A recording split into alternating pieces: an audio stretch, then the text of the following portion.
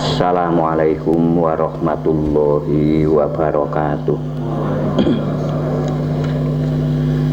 Nahmadullahal jalla sana'uhu hamdas syakirin wa nu'minu bihi imanal mukminin wa nuqirru bi wahdaniyatihi iqraras shadiqin wa nasyhadu an la ilaha illallah rabbul alamin wa nusolli wa nusallimu ala nabiyyina Muhammadin sayyidil mursalin wa ala alihi wa ashabihi thayyibin at-thahirin.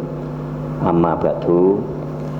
Yang saya hormati bapak-bapak, mas-mas, ibu-ibu dan mbak-mbak, alhamdulillah Sabtu pagi ini kita bisa melanjutkan tholabul ilmi, masih di kajian surah Al-Isra ayat yang ke-3,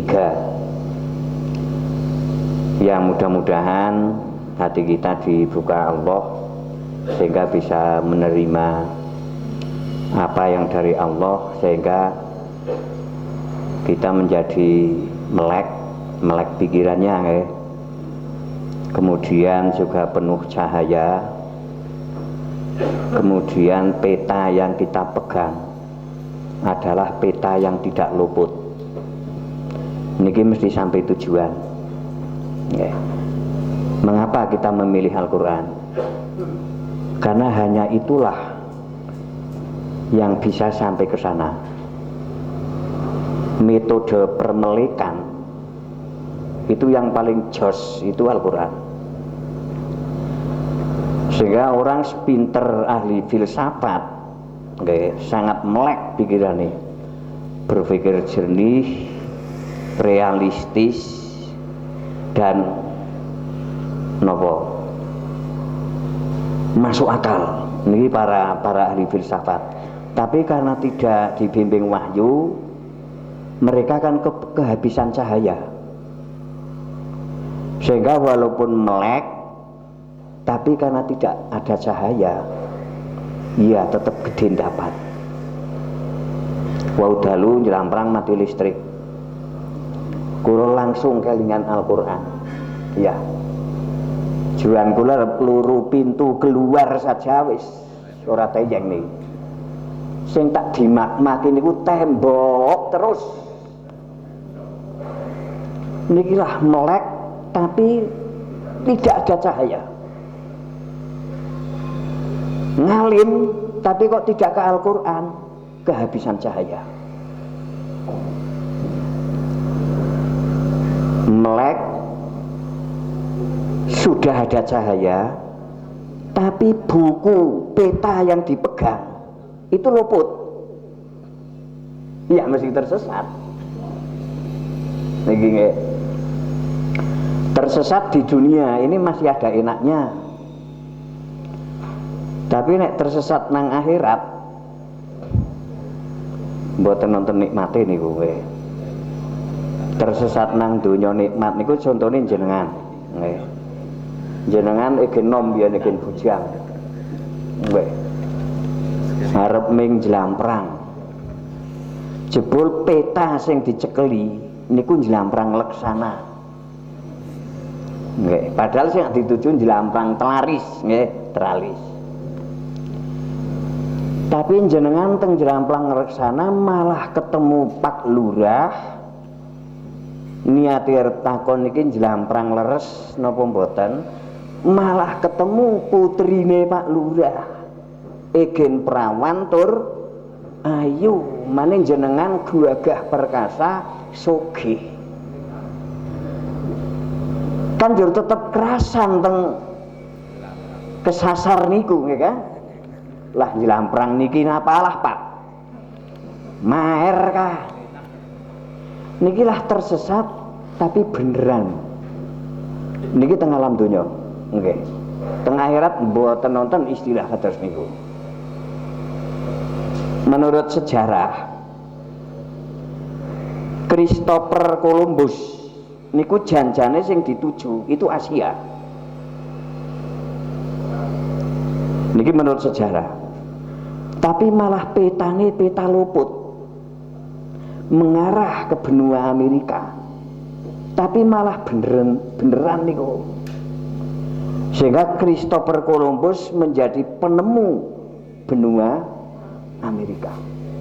Niku kesasar ning beneran malah. Niku di dunia. Teng akhirat mboten nonton. Wah, bilangin yang kesasar ya. Alhamdulillah. Mboten nonton niki.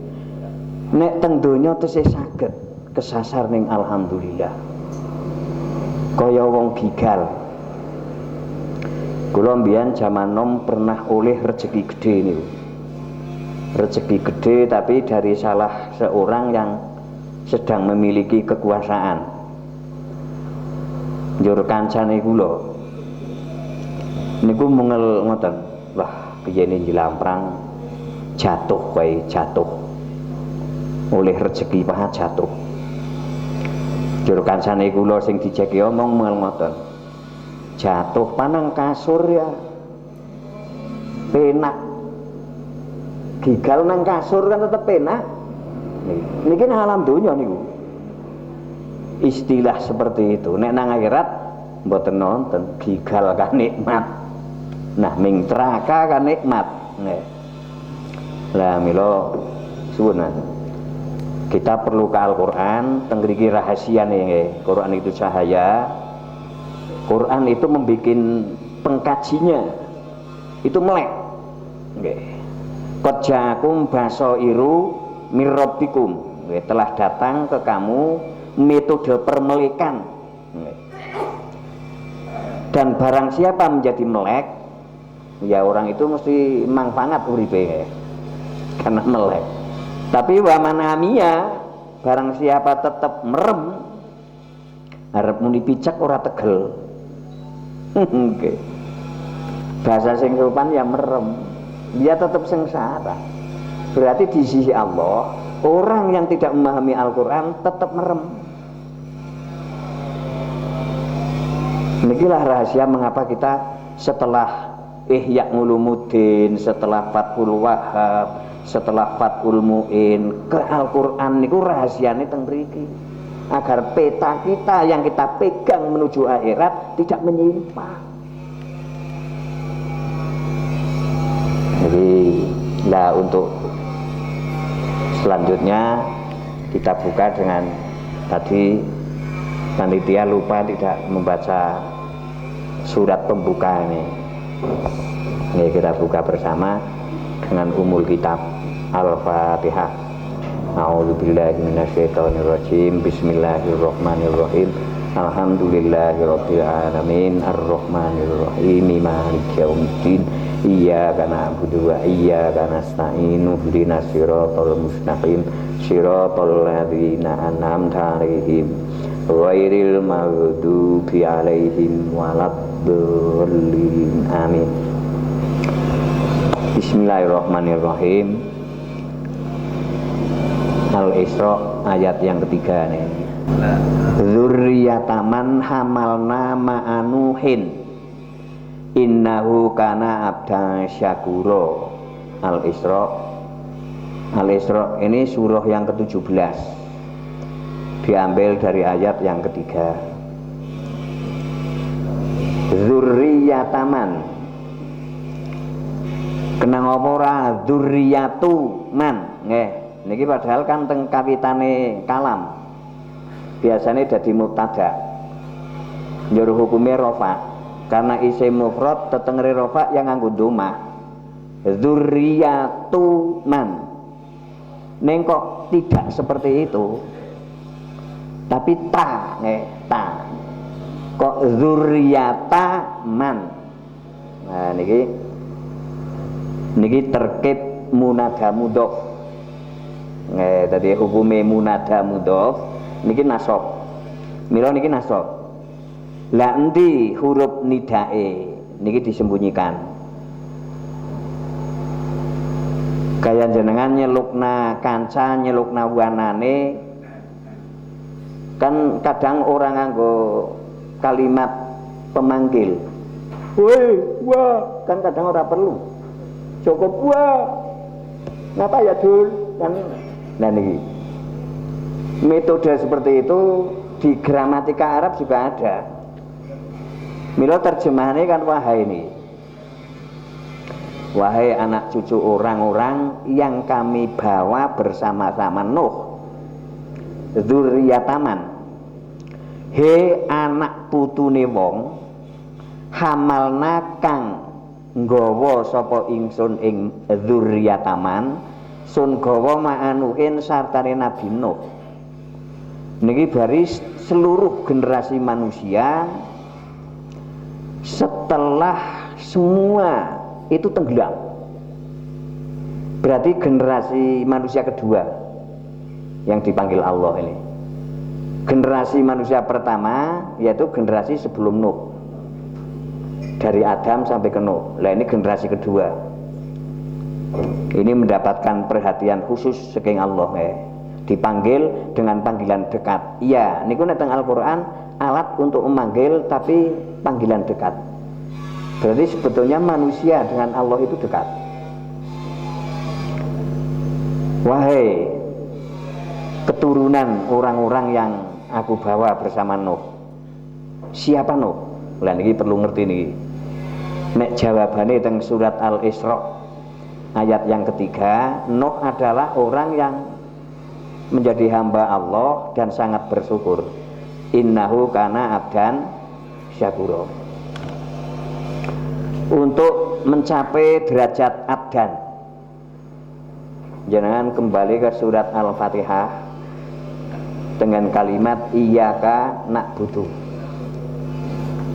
Sehari semalam minimal 17 kali kita ikrar bahwa hanya kamulah ya Allah yang aku sembah, agar kita mencapai ngabdan. Niki derajat yang setara dengan para nabi.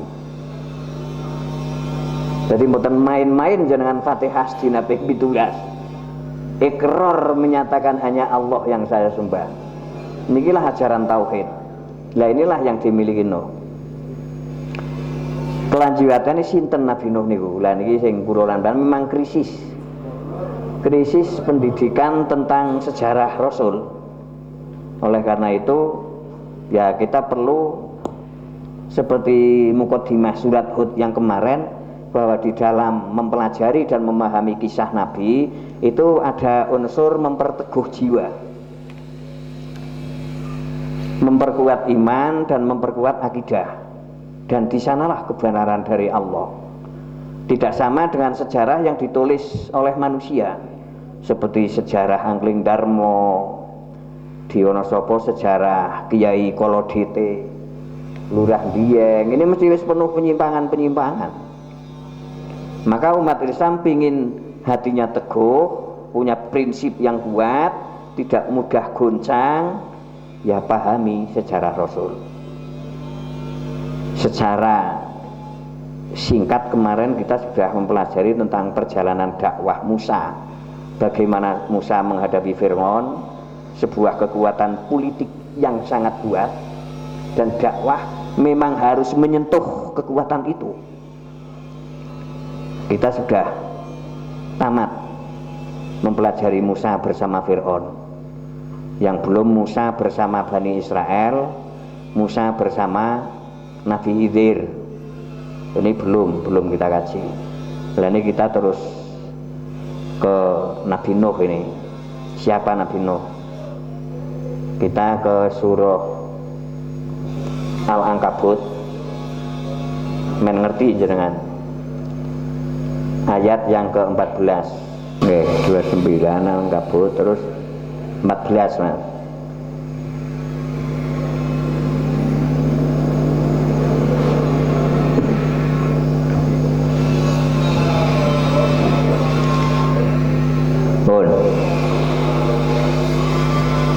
Berarti Nuh Rasul nih. Nah tadi kan ngabdan syakuro. Jadi Allah memilih Rasulnya tidak ngawur, memilih kekasihnya atau aulianya juga tidak ngawur. Tapi kita lahir di tengah-tengah agama yang di sana ada keyakinan Allah memilih kekasih, kowe ngawur. Kadang wong edan diyakini wali.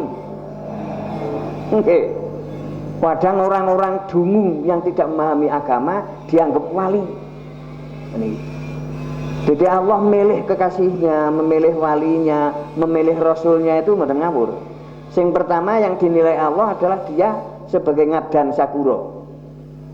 Mau teng Al-Isra 3. Innahu kana adan sakuro. Jadi Allah selektif dalam memilih rasul, nabi dan walinya itu sangat selektif. Mboten ngawur nih. Wali paling wali ya nabi. Nggih. Wali paling wali ya rasul. Nah ini. Jadi Al-Ankabut Nuh ini termasuk rasul. Dan ayat walaqad arsalna nuhan ila qaumihi. Nggih, rasul diutus Allah untuk menjadi pemimpin agama di kaumnya. Kaum ini bisa diterjemahkan masyarakat di sekitar yang pemimpin agama itu lahir. Itu namanya kaumnya nggih. Utawa bangsanya. Nggih nek cara Indonesia ya pemimpin bangsa Indonesia niku. Lah Nuh hidup bersama mereka niku 1000 tahun. Kurang 50. Ila khamsina ama. Jangan bayangna niki. Jebul ana ta manusa sing umure 950 tahun. Nggih. Walah. Umpama jenengan dine umur 950 tahun. Walah. Umpama wong siji gawe omah sepisan ka bodole 100 tahun. Berarti jenengan urip sepisan kudu gawe omah ping 9. Niki biaya hidup kita tidak bisa membayangkan niku. Alhamdulillah kita diberi umur 100 kurang lah. Umpama punjul mboten akeh nggih Bu. Nggih. Jadi biaya hidup tidak terlalu tinggi. Karena manusia ini makhluk yang paling sesuai bodinya, ahsanut takwim. Bodi manusia ini paling serasi. Manusia yang umurnya sepanjang Nabi Nuh mesti gede dhuwur, Pak. Niki nek menurut teng hadis Nabi Adam itu dhuwure 60 dzira. Jadi Nabi Nuh ya kurang tapi tidak terlalu banyak. 60 dzira niku 30 meter. Kala-kalan jangan bayangna wong tak dhuwure 30 meter ya. Apanya? Lah niku kan remek niku. Nek dhuwure 30 meter berarti ambene paling ora kan 30 meter. Niki pondok niku selawe niki. Njur kali kantor sekolahan niku ya 35 niki kasure niku berarti sak pondok niki. Nah ngunggu wiwit kerambil jenengan ya usah mbayang nanjur kaine iki sepira engke walah kula kadang-kadang ya cok imajinasine cok masuk ke sana nggih njur nek dhuwure 30 meter tetep wetenge niku ora kelakon sak wetenge kula Pak. Karena ahsanut takwim bentuk paling serasi niku manusia. Dene nek dhuwure 30 meter wetenge niku mesti sak beduk kauman Purworejo. Lah niku njur daharke sak plokan 3 kilo. Njur tekan kana mesti. Nah niki kita terima kasih dijadikan umat yang terakhir. Nah kula termasuk gasiken lahire niki. Kudune 200 tahun yang akan datang. Sementen niki. Kula gasiken. Enggak. Nek teng kaum Samud kula menemukan teng tafsir Jalalain niku masih tingginya sekitar 24 dzira. Berarti 12 tekan 15 meter. Boleh nek gawe rok paling tuku bahan pirang. Boleh. Masya Allah niki. Jadi ternyata sebetulnya manusia memang makhluk evolusi nggih. Tapi bukan evolusi Darwin. Niku menyesatkan. Evolusi dulu besar, jor mengecil karena apa? Bumi ini populasinya kan terus meningkat. Indonesia nalika kula bujang menurut Bang Haji Roma Irama niku 135 juta. Kula bujang. Niki kula saniki umur 60 niki. Kula bojo umur 20. Beratan agi 35 tahun wis 260 juta niki. Kan sudah 100%. 30 tahun. 35 tahun populasi penduduk Indonesia sudah 100%. Mila nek menusane ora dimimpesna ya.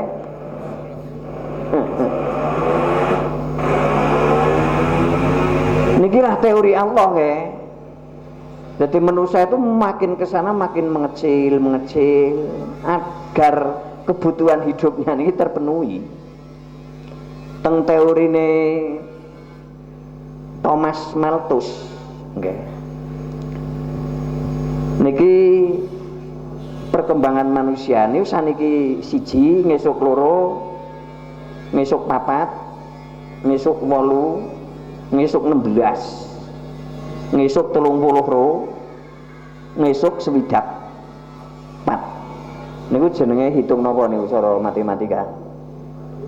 Kelipatan. Hukum hitung kelipatan ya. Nah niki. Sehingga lajeng Thomas Malthus niki sing praktek tikus. Dadi teng kandang tikus niku dine tikus loro lanang wadon. Dinehi empan sekilo. Niku tikuse lemu manakan banget niku. Nggih. Jadi biongane tikus manak, anake tikus manak. Kayak marmut niku. Nggih. Empan tetap sekilo niku. Lha barang putune tikus wis gedhe, kan wis duwe anak. Putune tikus wis duwe anak maning, jenenge kan wis buyut niku. Niki kurang niki, 4 sekilo kurang. 4 sekilo kurang sehingga nuwun sewu mbahne tikus mulai nyokoti putu niki teori niki Pak, jangan pun sepaneng ya kan. Oke. Nek kula wong paham Quran maca teori niki mboten sepaneng. Karena apa? Teori Allah lebih baik daripada teori ini ahli filsafat. Buktine napa? Manusa kuwi secara alam mengecil. Jadi nggak mungkin cadangan alam untuk kebutuhan manusia akan berkurang, nggak mungkin. Nikilah aturan Allah lebih baik daripada teori ini Thomas Malthus. Kalau kita terlalu membanggakan itu, ya kita tetap kehabisan cahaya, akhirnya senajan dadi wong pinter tetap gedendapan. Nah perlu nih ke Al-Quran. Siapa Nabi Nuh? Nabi Nuh adalah makhluk Allah yang diangkat menjadi Rasul, dan nabinya beliau adalah hamba yang sangat bersyukur dan diberi umur panjang 1000 kurang 50 tahun. Dengar singkat. Akhirnya kaumnya Nabi lalap banjir. Banjir sangat besar karena dolim. Ini sudah selesai nih.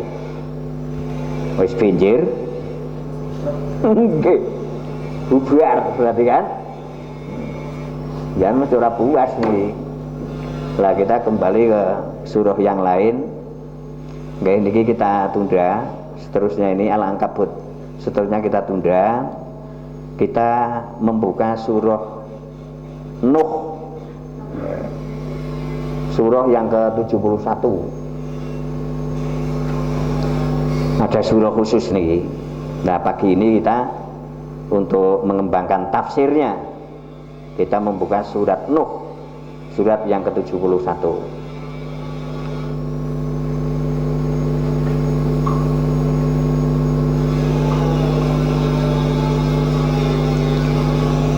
Inilah kelebihan teknologi.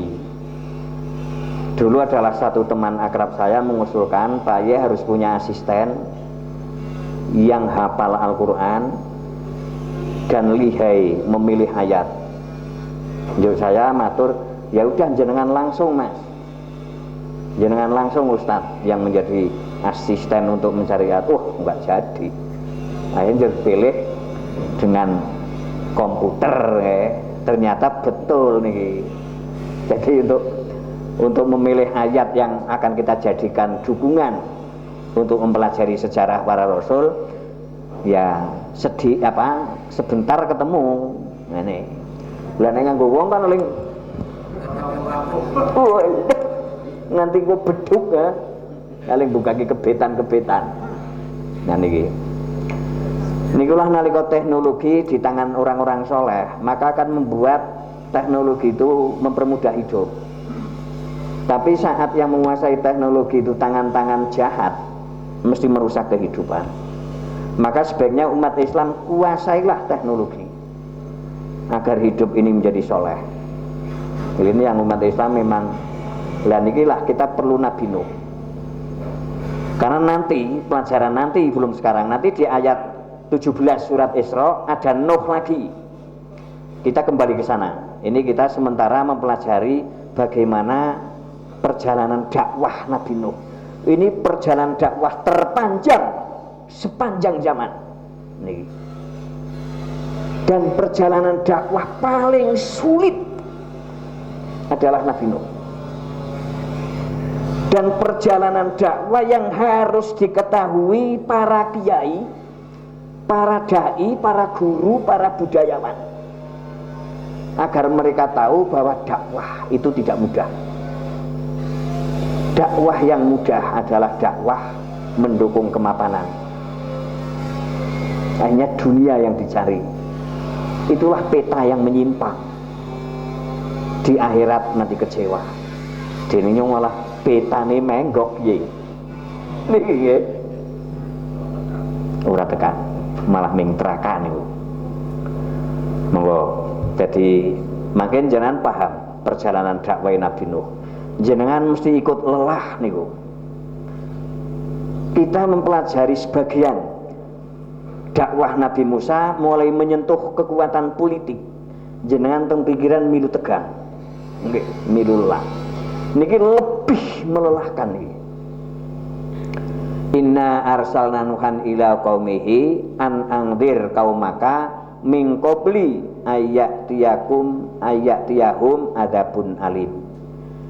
Sesungguhnya saya mengutus Nuh, arsalna, saya utus agar memberi peringatan terhadap kaumnya. Lah bentuk wahyunya ini, an anzir kaumaka, wahai Nuh, kamu saya angkat menjadi rasulku, dan tugas kamu memberi peringatan terhadap bangsamu, mumpung belum ada siksa yang sangat pedih. Inilah kasih sayang Allah terhadap hambanya yang di bumi. Sehingga Allah akan ngeterapake sanksi atau hukuman bagi hamba yang melanggar. Ini Allah mengutus pemimpin yang menyadarkan lebih dulu. Berarti dai, rasul, nabi, dai, kiai, guru, budayawan yang peduli terhadap permelekan, ini tugasnya sebetulnya andir, memberi peringatan, bukan menguasai. Kalau dakwah tidak dipandu dengan Al-Quran, maka dai akan lebih cenderung menguasai audiens. Ini tersesat. Karena njur akhirnya luru bolo niku didol 10.000 DPR siji. Inilah penyimpangan-penyimpangan. Nalika dai tidak dipandu dengan Al-Quran, maka akan keluar dari misi dakwah itu. Misi dakwah adalah an-anzir qaumaka, memberi peringatan terhadap masyarakatnya yang sudah menyimpang, dan simpangan itu terlalu jauh sehingga sanksi Allah pasti akan dibinasakan. Sebelum pembinasan itu datang, ngadabun alim, Allah mengutus Nuh untuk memberi peringatan terhadap bangsanya yang sudah terlampau dalam melampaui batas. An-anzir qaumaka. Nuh siap, okay. Seperti kesiapan Nabi Musa dulu. Mestinya dai itu harus mengetahui dan mempelajari apa sih itu dakwah, sehingga tidak keluar dari misi dan visi dakwah, yaitu memberi peringatan dengan peringatan yang tegas dan sebagai penjelas. Niki tengah dape Nuh yang kedua. Surat Nuh yang kedua. Munggah Mas. Niki metodenya ijaz. Kalimatnya singkat, menggunakan uslub atau gaya bahasa yang sangat singkat. Langsung pidato Nabi Nuh. Oke. Kan kudune prosesnya kan tetap ana skripsi nggih kan? Nggih. Ana disertasi lah sekmawon dari dai. Dan ini langsung nih jadi perintah diangkat menjadi dai untuk memberi peringatan terhadap bangsanya. Ini langsung pidato nih. Qala ya qaumi inni lakum nadhirum mubin. Dan inilah sehingga masyarakat ya melihat Nuh langsung pidato, ya biasa memang Nuh lahir di tengah-tengah kaumnya. Nggih. Wahai masyarakatku, wahai bangsaku, sesungguhnya aku ini nadhir, pemberi peringatan dengan peringatan yang tegas, mubin, dan sang pemberi penjelasan. Niki. Jadi misi dai itu dua. Memberi kontrol terhadap kehidupan sosial, nadhir, dan menjelaskan jalan yang benar, peta yang benar agar masyarakat tidak tersesat, mboten menguasai. Tapi nalika dai mboten dipandu ngangge Al-Qur'an sudah berubah, keluar dari visi dan misi dakwah. Akhirnya isine dakwah niku pembodohan. Kenapa? Agar masyarakat lebih gampang dikuasai. Dakwah yang mestinya membangkitkan, menghidupkan kehidupan, mencerahkan orang-orang yang merem menjadi melek, dirubah menjadi dakwah yang menina bobo. Jadi masyarakat wis turu dituruk-turuk nasihat dengan cerita-cerita hurufat, dengan hadis-hadis palsu, ya kan? Sehingga masyarakat dirampok ya ora kerasa, dikapak-kapakna ora kerasa nih, diperes nggih mboten kraos. Karena mereka tidur. Nikilah penyimpangan dakwah nek mboten ditelik ngangge wahyu, kita tidak sadar kalau kita sedang dikuasai atau bahkan menjadi penguasa melalui agama. Ini tengersane Allah makin dilaknat niki. Nikilah dua visi yang harus dimiliki seorang dai, sebagai nadhir dan sebagai mubin. Nadhir niki wong sing memberi peringatan karena penyimpangan sudah terlalu jauh, harus ada peringatan. Kalau kamu sudah menyimpang, ini bentuk peringatannya. Lah, penyimpangannya mana? Lah ini harus menjadi penjelas. Sementara saya merasakan betul generasi Islam sekarang tidak mampu menjadi penjelas. Karena lembaganya mayoritas membisukan, sehingga anak didik mereka bukan menjadi mubin sang penjelas, tapi malah menjadi generasi yang bisu. Jutaan ide, jutaan gagasan tidak berani mengeluarkan karena takut salah. Inilah pembungkaman melalui lembaga-lembaga yang mengatasnamakan agama. Niki benteng akhirat harus berhadapan dengan Allah. Yang mestinya dai ini menciptakan generasi penerus yang mubin, berani menjelaskan ini loh Islam yang benar, hanya tidak berani mengatakan apa-apa karena dibungkam di lembaga itu. Niku yakin sinten sing ajeng mengkritisi keadaan seperti ini. Kalau lembaga-lembaga itu sudah raksasa, sudah berhubungan dengan sebuah kekuatan politik,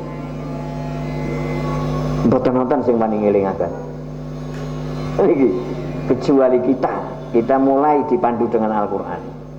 Ternyata kalau kita ngiloni, kita senteri dengan cahaya wahyu, ternyata dakwah sudah penuh penyimpangan. Niki karakter dai, nggih, watak-watak dai itu seperti ini. Tidak tega kalau melihat manusia yang tersesat, karena tahu bahwa ketersesatan ini adalah kesengsaraan. Orang jual malah wis kesasar, disasar nasisa.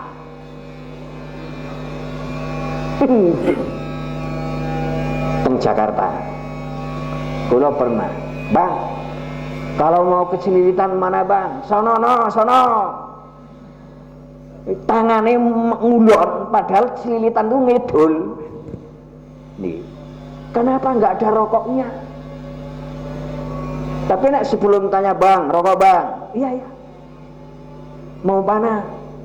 Oh, saya mau ke Cililitan. Sono. Mesti bener.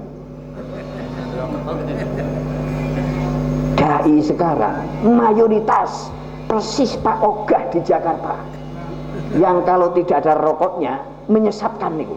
Wong ana rokoknya malah luwih nasarna.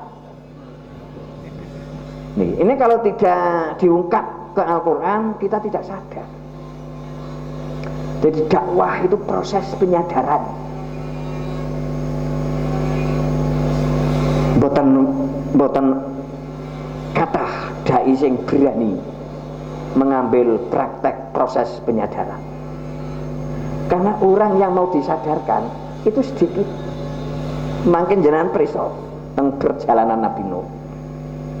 Masya Allah. Bon inilah karakter seorang dai.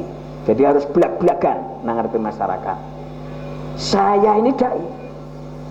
Enggak. Seperti seorang rasul belak-belakan. Ini lakum nadhirum mubin. Mila nalika saya dipenging kali seorang kiai yang saya lapanan di sana, kiai ini nopo Mbah, nek bisa ganti aja Quran. Saya tetap menolak. Betul sakit Mbah. Lah napa? Kula pun janji akan menjadi dai Al-Qur'an. Napa wonten kitab sing padha kali Al-Qur'an? Wah, ya ora ngerti. Lah niki piye to ora ngerti Quran? Kan piye membahayakan kehidupan niku. Yakin niku. Niki. Saya memilih sebagai dai Al-Qur'an. Karena memang harus memberitahukan inilah status saya. Apa programnya? Yang pertama kali disampaikan ke umat. Masyarakat disadarkan agar tidak musyrik, agar menuju tauhid yang kuat. Ini bentuk kalimatnya. Anik budullaha wattaquhu wa atiuni. Sembahlah Allah saja, jangan ada sesembahan yang lain. Wattaquhu, dan takutlah hanya pada Allah saja, jangan ada selain Allah yang ditakuti. Inilah pondasi tauhid. Sebab kalau ada selain Allah yang disembah, niki musyrik. Ruh manusia langsung putus hubungan kali Allah, tidak terhubung. Karena kemusyrikan adalah aktivitas yang paling menjijikkan. Niki wasirku anjasu syai'in wa akbahuhu wa akdharuhu wa ahbasuhu. Kemusyrikan adalah sesuatu yang paling anjas, sesuatu yang paling najis, itu kemusyrikan. Itu diakui oleh Al-Quran. Innamal musyrikuna najasun. Di kemusyrikan adalah sesuatu yang paling najis. Allah itu tidak mungkin dekat dengan sesuatu yang paling najis. Putus hubungan. Kemusyrikan adalah sesuatu yang paling jelek. Walaupun kadang-kadang kemusyrikan ini membayangkan sebuah kebaikan, seperti kaya-kaya musyrik memudahkan ekonomi, menyelamatkan tidak diteror, ya kan? Seperti itu. Tapi kalau kita ke wahyu betul, tidak akan seperti itu. Walaupun kemusyrikan kelihatan seperti koyo-koyo maer, koyo-koyo indah, sebetulnya sesuatu yang paling jelek. Ini kemusyrikan.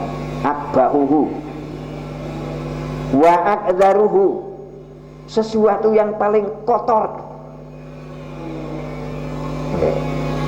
Telepon niku mun kotor niku. Black wong, black dewek. Dek dewek ngencot bis legeh. Itu kotoran, nggih. Jenengan malah nek telepon kebo, telepon jaran, telepon sapi, telepon wedhus malah.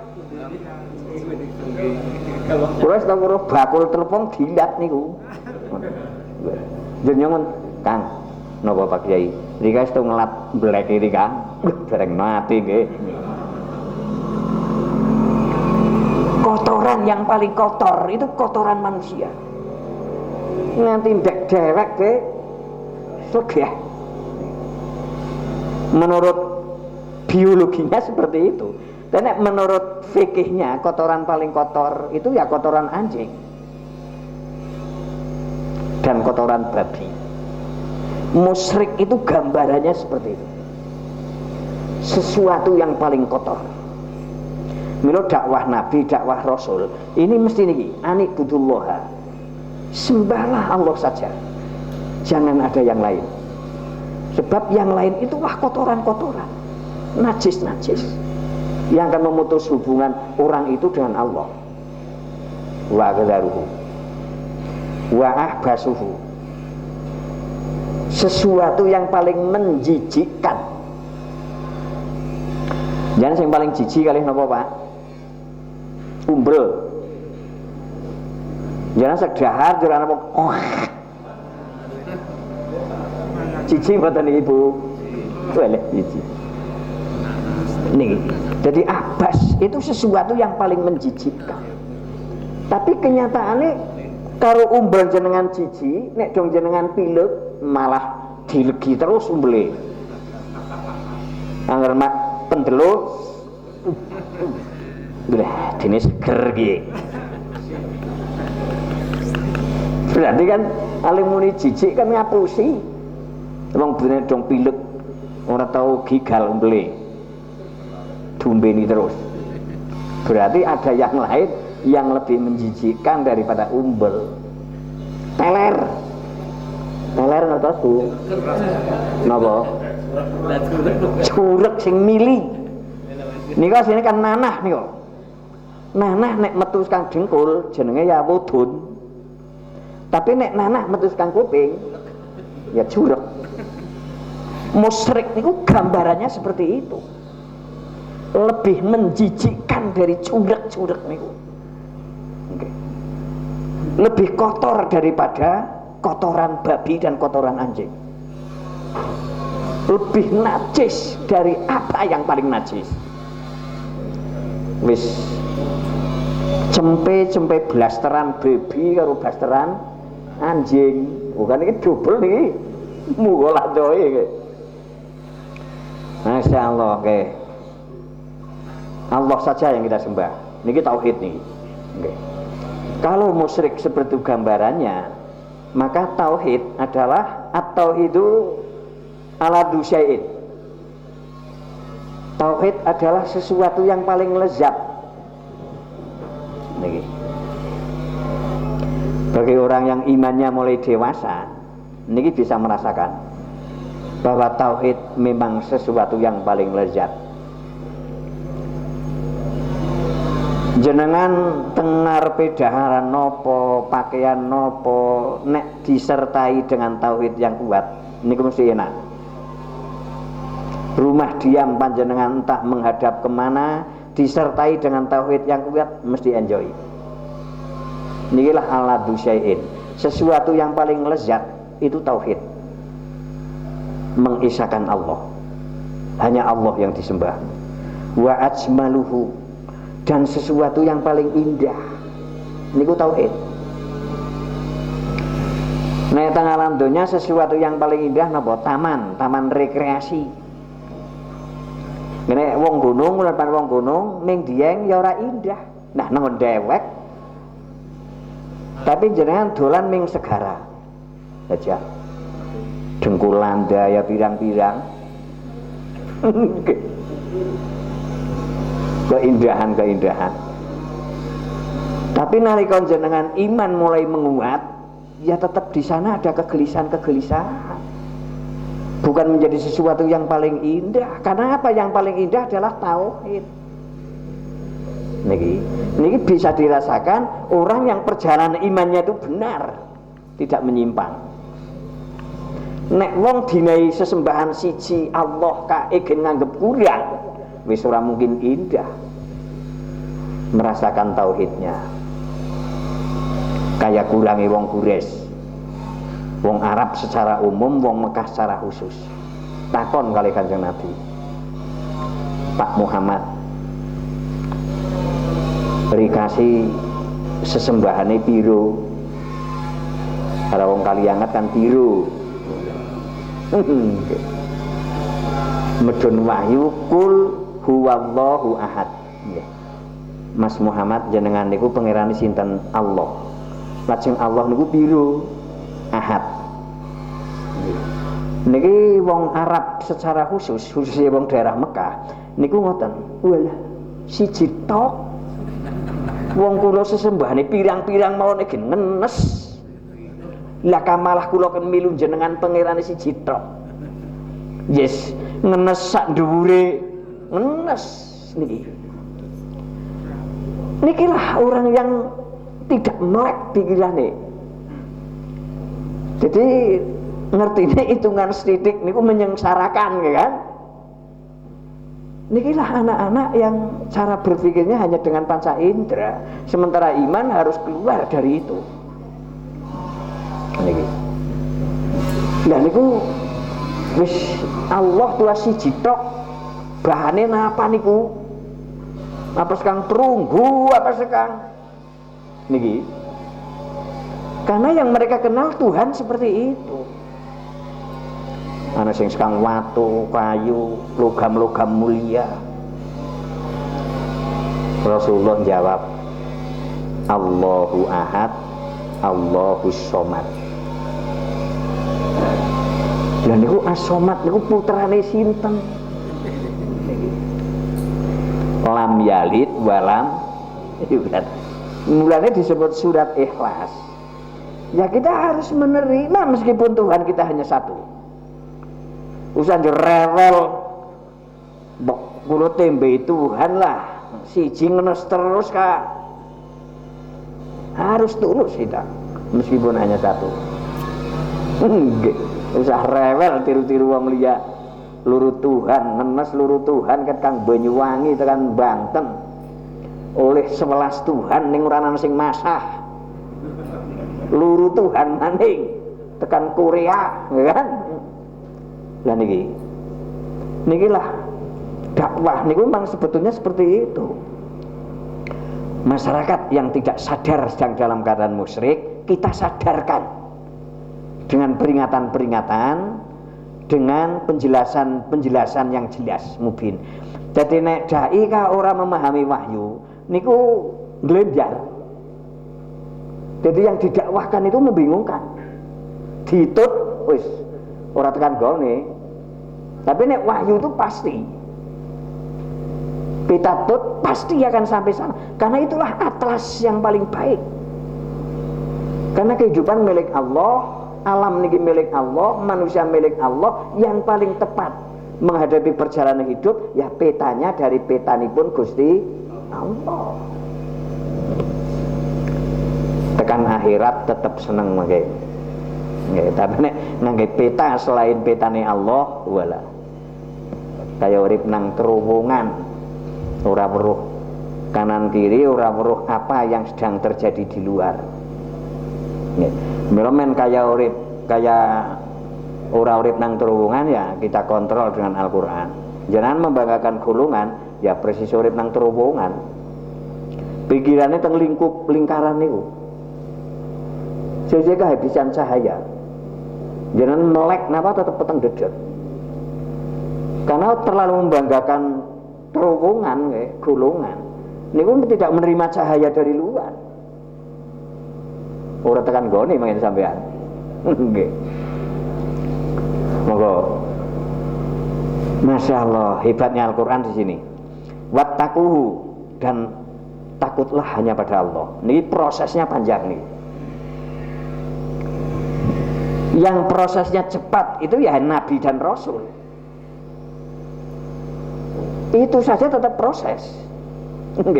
Sampai mencapai yang ditakuti hanya Allah, seperti pelajaran Nabi Musa kemarin. Kan Nabi Musa sempat takut terhadap selain Allah, sempat minder saat tongkat berubah menjadi ular. Wala mudhiron walam yu'aqib, mundur mboten balik malih. Nih, berarti kan saat itu kan Musa takut terhadap selain Allah. Ini proses nih. Ada 4 proses ketakutan ini teng Al-Quran yang kita pelajari kemarin. Nabi Musa begitu menghadapi Fir'aun juga jawabannya seperti itu. Saya takut ya Allah, dia itu bengis. Bengis itu sak ndure jahat. Nek bahasa politiknya tangan besi. Nggih. Tangan besine Fir'aun niku ngungkuli tangan besine Karmat. Ngungkuli tangan besine Stalin. Musa harus menghadapi dakwah menyentuh politik di sana. Musa takut, tapi terus didampingi Allah. La takhaf, kamu jangan takut, aku mendampingi kamu. Ini proses. Jenengan ka jadi wong Islam ora standar karo wahyu, karo coro mawon medhi. Garakan liwat wah nyong rasi galungan. Ngapakah dina galungan Mbak malah petukan garangan merongos. Wong bringis bae. Sial kalah niki. Jadi kita itu memang kemusyrikan wis mbak longsongso. Lewat nggon angker. Nah orang klakson ya khawatir bani jeblok. Niki pun musyrik niki. Nggih. Jenengan munggah limbangan dengan ngisor modal. Jenengan leng klakson kan niate men kaki kawuk orang ngamuk, pun musyrik niku. Nggih. Dadi nek jenengan klakson niate ya men sing nang tikungan ngriko. Niku alon ngerem. Jero ora tabrakan teng tikungan niku. Jenengan sikatan ora diniati, ya ulih resik tok ora oleh ganjaran. Tapi jangan sikatan niat ingsun sikatan krana Allah. Niat ingsun sikatan krana manut Rasulullah. Niku oleh ganjaran, ya oleh sehat. Menggok tikungan pada dening klakson. Sing siji niate men kaki kawuk orang udung. Sing siji niate klakson men ora terjadi kecelakaan, sing teng mriko men ngati-ati. Niku teng ngersane Allah siji niku. Niki nek ora ngaji Quran ora weruh bedakna hal-hal sing kados niku. Karena Al-Quran bersifat furqan, bisa membedakan mana yang menggok ning bener karo menggok ning salah. Hanya Al-Quran. Mila monggo, hanya Allah yang kita takuti. Prosesnya panjang. Kula sering diundang wong ajeng gawe omah, njur kula ken donga.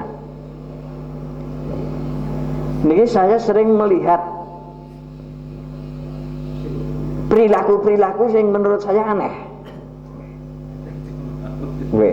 Niku jejuane sak tampah ning ora ana sing bener. Ya ana salak ning salak sepet kesot sing cekimun nyeprut. Ana apel ning ya apel kelir-kelir jembu. Kula njawab ki jembu apa ya Mas? Mbak, mboten niku Pak, niku apel loh, orang ngandel apel yang ini kelire, jan kelir jembu niku. Niki. Lagi tujuannya ngapa ki? Niki jajan sepasar Pak. Lah terus men slamet, ora perlu sepasar. Setengah pasar nih sing bener. Maning-maning yang nganggo apel ning apel bener. Niki kan kejanggalan-kejanggalan sing nek ora ming Quran ora mungkin paham.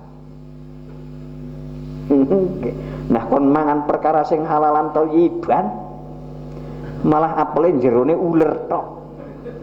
Mana surat thayyiban niki.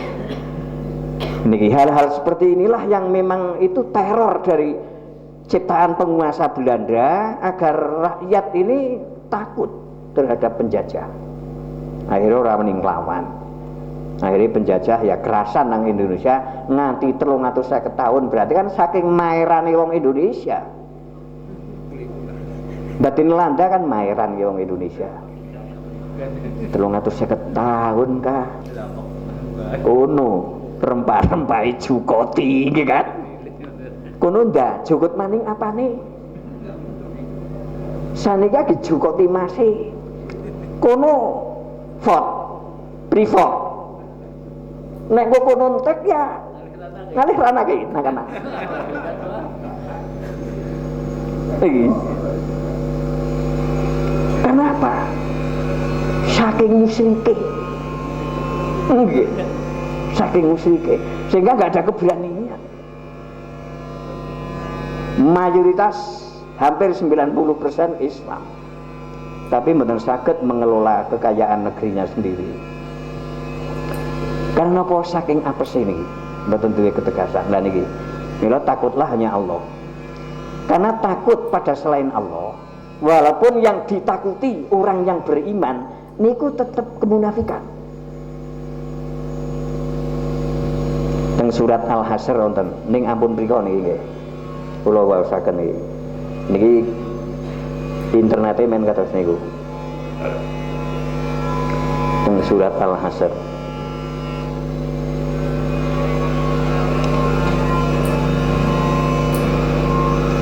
Ayat ingkang kaping malah mboten kepanggih. Intinya la antum asyaddu ruhbatam minallah. Mengapa orang munafik ini suka pecah? Nggih, suka pecah. Tapi kelihatannya seperti bersatu. Karena hatinya pecah. Kelihatannya seperti gempolong.